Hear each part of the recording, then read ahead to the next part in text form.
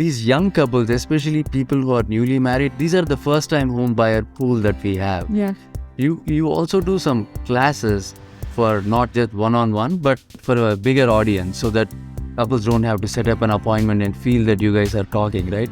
In one case, one guy, he actually purchased a home when the wife was gone to India. And he said, I asked him, where is your wife? He said, I wanted to surprise her, right? And then she came and he bought. She was so pissed with it. She was surprised. People don't have hours and hours to communicate. Even with a spouse, you have to be concise, you have to be precise, and you have to make sure there is emotion also mixed to it. Yeah. Sometimes if you're watching a movie, my daughter gets mad at me if I'm looking at the phone. She's like, you're not watching. And then I suddenly have to just hide it again and do that. And I'm very guilty of that. The spouses who are imbalanced in their financial education, I'm going to presume the wives are less financially in tune with their estate and what their plans are, where their investments are going. If you are married, your spouse is your biggest asset. Oh, that's awesome.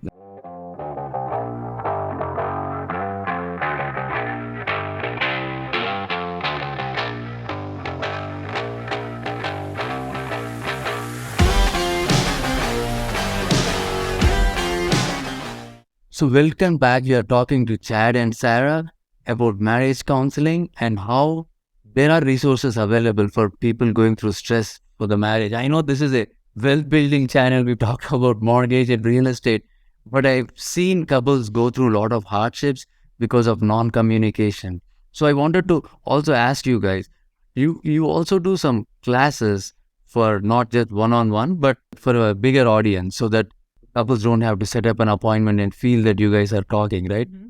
How can they take advantage of it? Is it online, or is there a place that you host those? Yeah, so there's a couple places people could go. The first one would just be our website, hoperelentless.com, and or following Hope Relentless on social media. That's where they'll get announcements. We do have a marriage workshop coming up in May, so they could go to the website and find that information, or follow on social media, and they'll see when those things are available. Obviously, those are constantly changing or adding new ones. So just going to the website or social media would probably be the best way to find out what is upcoming, depending on when somebody listens to this. So that's how I would answer that question. Anything different that you would share? No, that's how they find us, our website. And we do have the program. I mean, this isn't the group program, but we do have the program where it's one-on-one with, actually 2-on-1 with the spouse, and it's building. It's not a traditional therapy setting where you sit back and it's like, what do you want to talk about today? It's not like that. It's more coming from our experience as athletes and also just achievers, where it's like, okay, we're going to get you guys where you want to go. We're going to instill some marriage foundational principles in you that, according to research, it shows that successful or happy marriages have these things in common. And we'll teach you those things so that you guys are on the same page and moving in the direction you want to go. That's great. Sarah, I mean, I met Chad for the first time today, but you are like a terrific leader. You lead, you're the president of Toastmasters, you're out there, you participate. I've seen you in humorous role wherein you're giving like funny speeches, and then you're again serious and you do it like that. So Fame to you, Kiran. Oh, thank you. The fame about you. Thank you. I want to create a level of comfort wherein these young couples, especially people who are newly married, these are the first time home buyer pool that we have. Yeah. They are going through buying process of a first time, and those are the people I don't know, maybe I should have been like a marriage counselor in my past life. When I'm meeting them, I can sense the difference, because the wife says, oh, I want this, like I like this floor plan, while husband is completely overruled. My husband doesn't have a say on it. And it happens quite a bit of times. And then in one case, one guy, he actually purchased a home when the wife was gone to India. And he said, I asked him, where is your wife? He said, I wanted to surprise her, right? And then she came and he bought. She was so pissed with it. She was surprised. She was shocked, and it was not a funny thing. They had to sell the house within 6 months. My goodness. And then they had to reshop. And I can imagine the amount of stress the couple went through the process. And that is like lack of communication. I joined Toastmasters to improve my communication, right? Yeah. I have to be an effective communicator with my wife. People don't have hours and hours to communicate.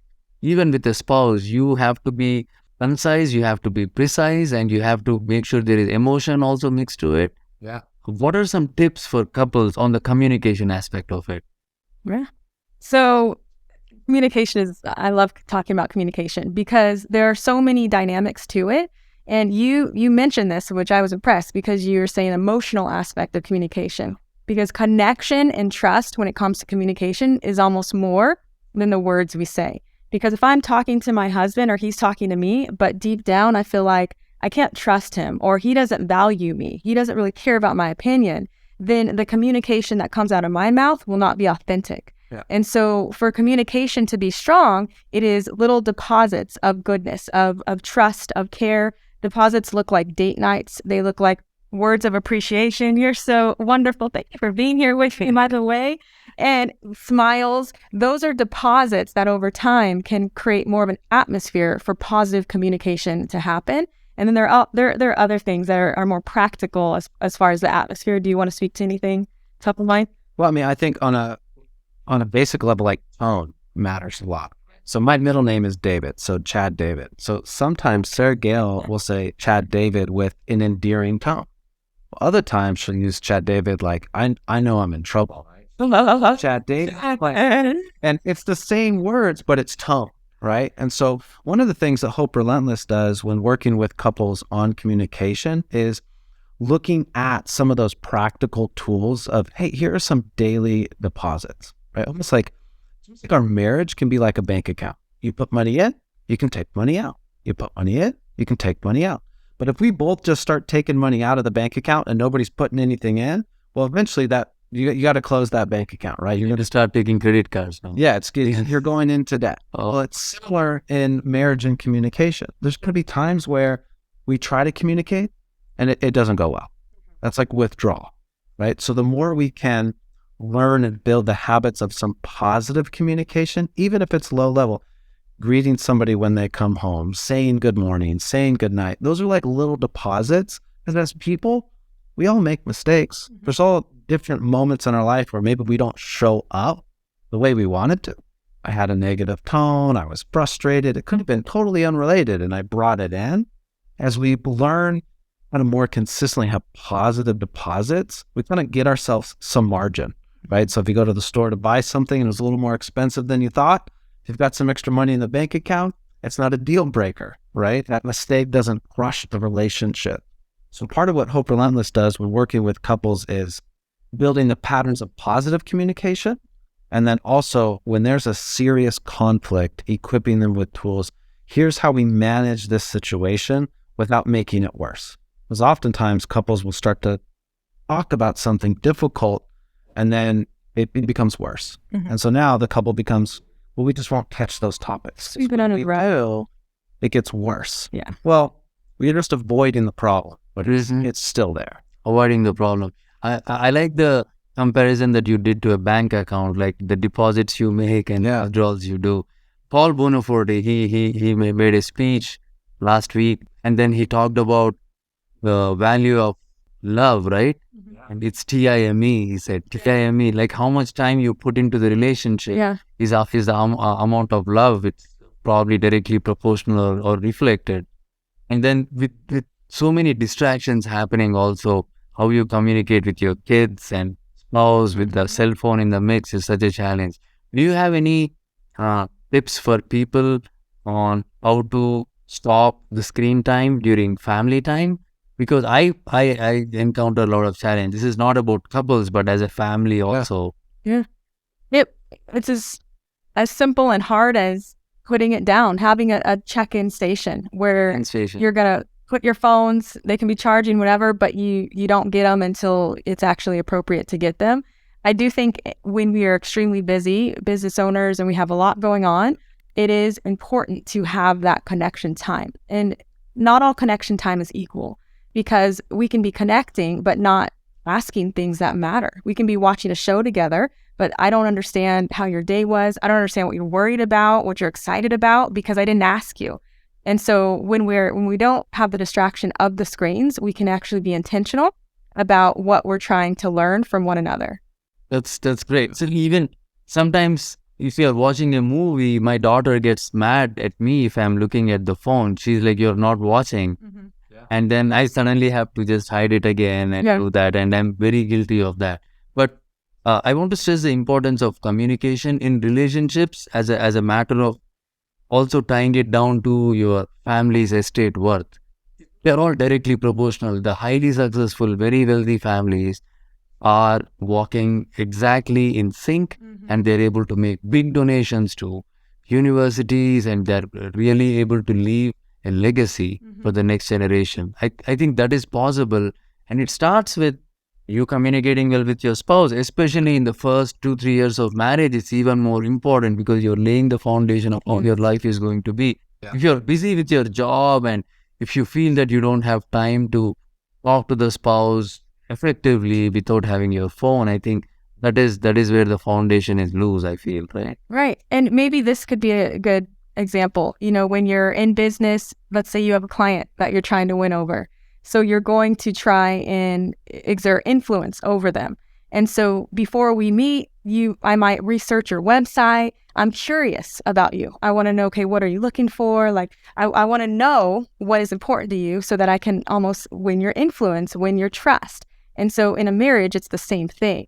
With our spouse, the more we're curious about them, the more we learn when it comes to communication. How do you like to be spoken to? When's the best time for me to bring something up to you? The more we're curious, the more we can have that connection, which will help our communication. And especially, you keep talking about the early married, the younger. Yes. I mean, it's such a wonderful time because you're so excited. There's so many opportunities ahead of you. And it's also a crucial time to be on the same page. And because you're talking about when you're early married, you're talking about the foundation. You're going to build on it. Now, if you've been married and you didn't do anything right, let's start again, right? We can still go back to the foundation and start rebuilding. Because it's never too late, really. It's never too late. You can say, sorry, I didn't do this all these years, and then this is what I want to do, and then you stick to your promise and keep marching your way. Exactly. You know what you know when you know it. And so that's one of the other things, you're doing better than you think you are, because a lot of us didn't have examples of what it looks like to be connected in marriage and to have a partnership and one of adventure and continuity. And so we can learn now. We can always learn new things. But the pre-married, I just want to encourage you, if you are pre-married, to get the help from professionals, whether it's finances, whether it's marriage, because we want to set that foundation so you both are in line, growing together rather than slowly growing apart. Yes, so there is a lot of call to action items in the 2 episodes that we did. But the biggest takeaway for me is I'm going to make sure that I'm focused on communication. It's almost like a business deal with my wife, wherein communication has to be effective. I'm not going to fiddle around with my phone when I'm in a business meeting. Yes. Same thing with my wife. I'm going to effectively try to communicate with her on that. And then second thing is I would challenge the spouses who are imbalanced in their financial education. I'm going to presume the wives are less financially in tune with their estate and what their plans are, where their investments are going. I'm going to challenge all the spouses who are less attuned on the financial education.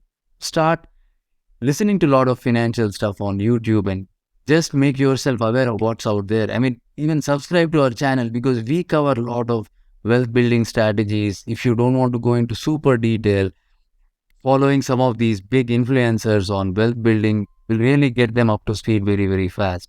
You have any closing thoughts on what else the spouses could do? Did I miss any key items? No, I think that was great. I think you covered it.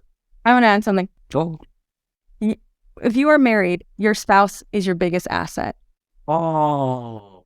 Yeah. That's awesome. Yeah, there we go. Spouse is your biggest asset. That's Truly. It's true. Truly. In every regard of the word, for wealth building, but also experiencing that adventure that we all want in marriage. We want more than just a day-to-day existence. We want adventure. We want excitement. Yeah. And even when you need that support, that comfort, when you're feeling down, you guys can help each other get back up. And so your spouse truly is your biggest asset in everything that you're going to do if you're married. That's excellent. I want to build on it a little bit because I always think of drifting, right? Drifting, like if you're in a job, if you don't like it, but you still keep doing it for the money, it's going to drift, and another 5-6 years of prime time of your life is going to go away. Imagine if you have a spouse like that, and if you drift, that is the worst thing that you could do to you. It's like suicidal Yeah. to be a drift. Depressing. It's depressing for both, not only your times too, right? Even your spouse might not be happy. So considering the spouse to be the biggest asset and the biggest wealth that you already have acquired, I think it's so important to even take care of it. Even real estate, we say you buy the real estate right, then you maintain it, only then you're going to get the best net worth out of it. So if you buy it, but then if you don't maintain it, then it's not going to appreciate in value. So you have to think spouse and real estate is what. Yes. I mean, everybody has to connect in their own way. Like I connect with real estate, so I'm able to try to tie everything that you said to how I treat my assets. Like I have to treat it with care. I can't ignore it and things like that. So thank you, Sarah-Gayle and Chad. I really, really enjoyed it. It's very important that we are able to tie in the life experiences. I appreciate it. Thank you so much for having us. Thank you for having us.